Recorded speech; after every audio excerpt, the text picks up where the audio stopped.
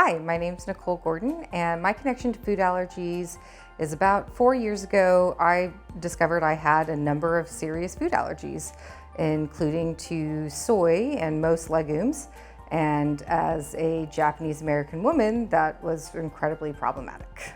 My introduction to food allergies was I was just feeling very sick and unwell, and I was going to doctors and they couldn't really figure out what it was. And so they basically just put me on a strict elimination diet, and I just slowly reintroduced foods back into my life. And it was really shocking because I was somebody who thought I was eating a healthy diet. I was eating legumes basically once a day, loved them.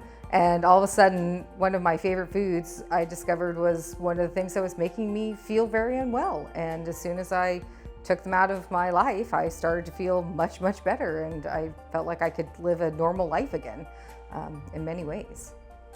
I've always been interested in the food world and creating different products and things like that. But when I discovered I had food allergies, and when I discovered this whole other world that existed that really wasn't necessarily having their needs met, I was somebody who always embraced food as it should always be delicious.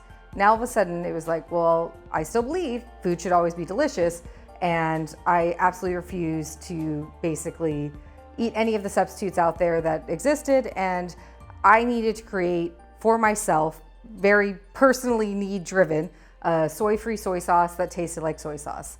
Thankfully, my Japanese mother was the best taste tester around because she's not allergic to soy and had no interest in giving up soy until I could reach her standard of where she was willing to switch over. And so just kept testing those prototypes. And once we got there, I think we were all amazed at how quickly we got there. And it became, well, once we get soy, we can make everything else. We can make the teriyaki sauces, we can make the gyoza sauces, we can make the chu-chow chili sauces, and just really open up what we say is like the whole world of allergy-friendly Asian, which will just really enable people to get to experience this culture that maybe they've not been able to have a chance to experience. Every sauce that we make will be top 9 allergen-free, and I'm just really looking forward to hopefully getting into production soon and introducing these products to the food allergy world. I wish the general public knew that interacting with people that have food allergies doesn't impact your daily life. Nobody with food allergies is trying to take things away from you. We're just trying to live as well as we possibly can and not hurt you in any way. I think that sometimes it can seem like an us versus them, and it's just the world. You know, we all want to live well. We're not trying to take from you to help us. It's just, we want to work together. And, you know, you may have things that are not food allergies that you want us to be receptive to.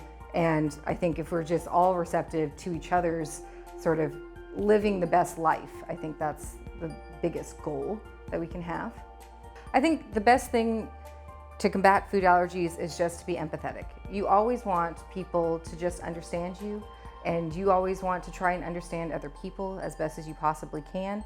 And I think that that's just in general a great way to sort of interact with people that you meet in general, whether it's food allergies or not, because people have lived different lives and have different experiences.